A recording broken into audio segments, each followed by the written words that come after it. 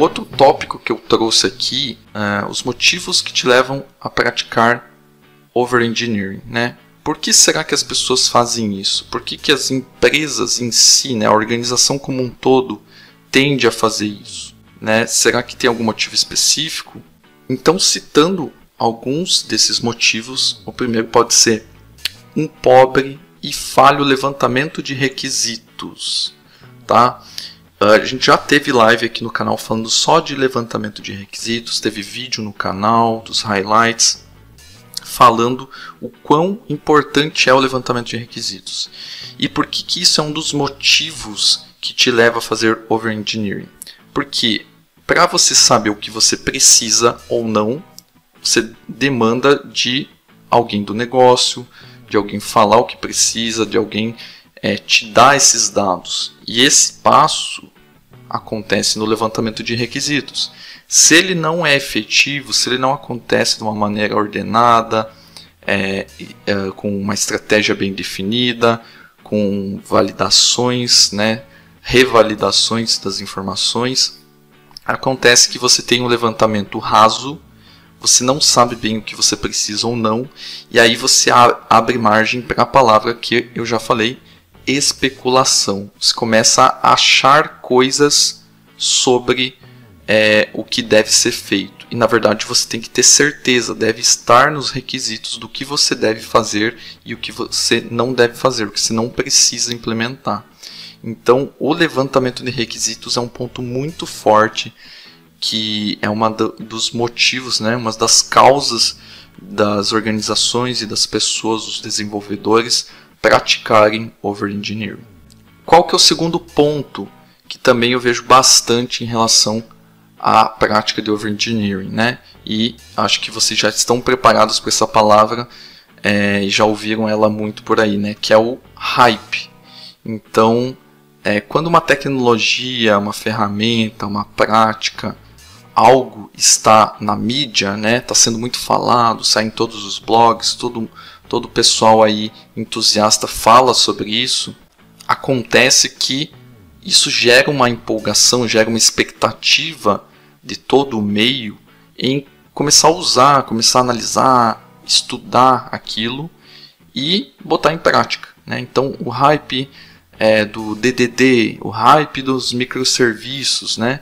Você vê, eu acho que dos microserviços foi algo que a gente viu muito no ano que passou, tá? Não é uma tecnologia, não é uma abordagem, uma arquitetura de agora, mas você vê acontecer muito isso no ano passado e vem acontecendo, né? Porque você tem necessidade de grandes empresas, né? Netflix, Amazon vem se destacando muito nessa área digital e precisa suportar essa área digital. Então, o que acontece é que eles precisam de estruturas grandes e aí começam a adotar algumas práticas. E isso acaba levando o assunto para o hype, né? E qual que é a questão do hype? É você analisar ele. Não estou falando para você não estudar, é você não conhecer. Sim, conheça, estude, mas você precisa ter uma análise fria em diferenciar estudo e projeto pessoal, que o pessoal falou no chat aí, do que é negócio, do que é empresa, né, do que é business.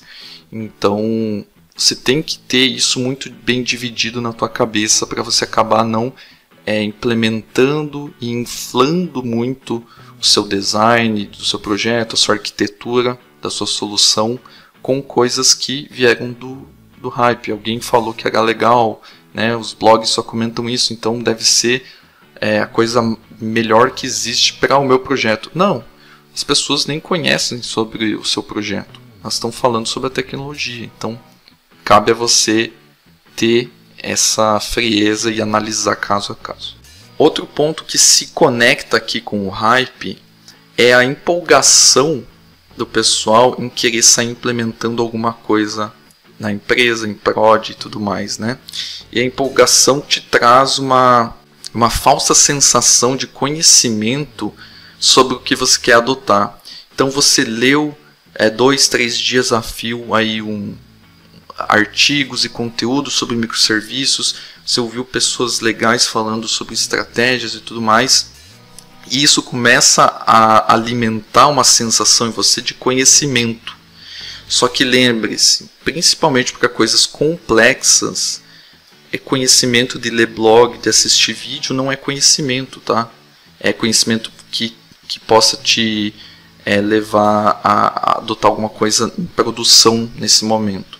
Você precisa de experiência de botar a mão na massa com aquilo, de testar, de validar, né? De jogar para um ambiente um pouco menor, jogar isso para o mall antes e não sair implementando de qualquer maneira. Beleza? Qual que é o outro motivo, né? Qual que é um dos motivos, né? Que eu posso citar aqui como outro motivo para a prática de over-engineering, tá?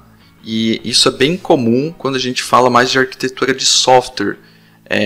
Também acontece com a arquitetura de solução em si, mas assim é evidente que acontece em arquitetura de software, tá? Que é a utilização de templates para implementar coisas, tá? E qual que é o problema de ter templates? Na verdade, a existência do template não é um problema, tá? A existência do template como base de conhecimento, como algo que vai te guiar a saber implementar alguma coisa, tá tudo certo, não tem problema nenhum. O problema é você não ter o conhecimento suficiente para entender todo aquele template e você querer fazer uma cópia e cola desse template no seu ambiente, né? Construir a arquitetura do seu software baseado num template. Lembrando que esse modelo, esse template foi feito por uma pessoa que não conhece seu contexto, não conhece o seu cenário, né, em si, não conhece o seu orçamento, não conhece as pessoas que trabalham com você, não conhece nada, né? Então elas não fizeram aquilo para você, então você tem que tomar cuidado em projetar nesse template a resolução dos seus problemas.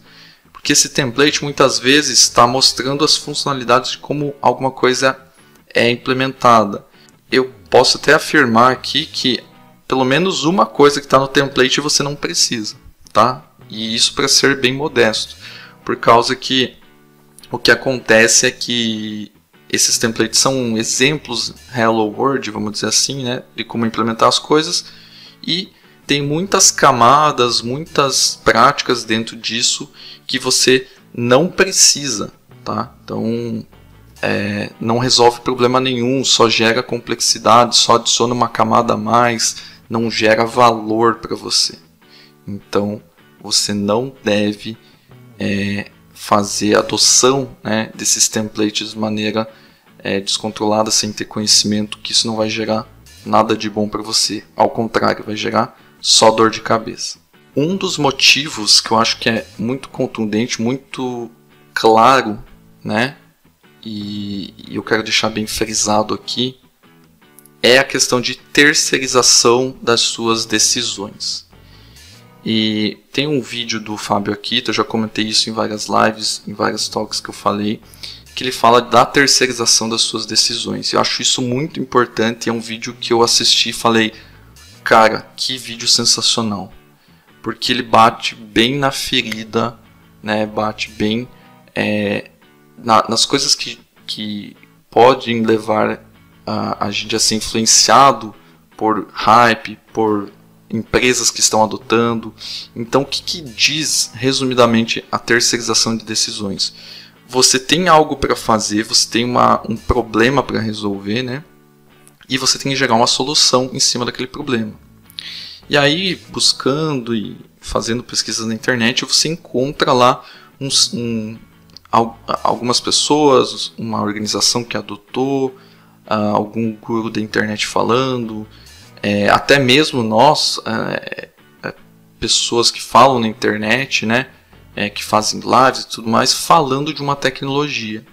Qual é o ponto aqui de não terceirizar? Você não pode projetar, não pode jogar a responsabilidade para outra pessoa que não conhece nada sobre o seu cenário, para ela decidir a tecnologia por você. O primeiro ponto é que ela nem sabe que ela está decidindo por você. Você que está atribuindo para ela essa responsabilidade, né? Então, e o outro ponto é que ele não conhece nada sobre o seu contexto geral, né? Não sabe sobre o time que você tem trabalhando na empresa, não sabe sobre o orçamento que você tem, né?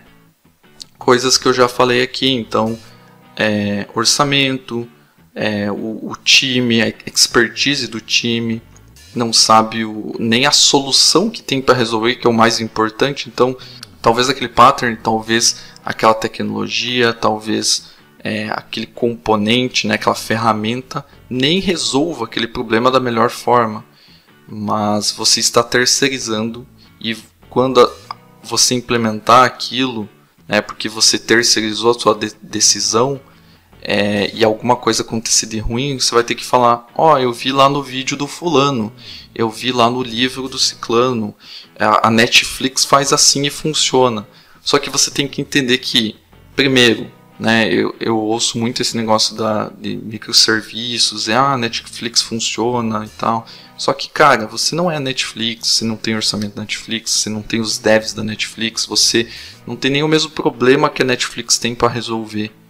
Então, por que você quer forçar a barra pegando o seu problema e tentando colocar uma solução nesse problema, tá? A força, ao invés de partir do problema e encontrar uma solução, tá? Você está forçando, está indo do caminho inverso. E isso não tem nada de bom para o seu negócio.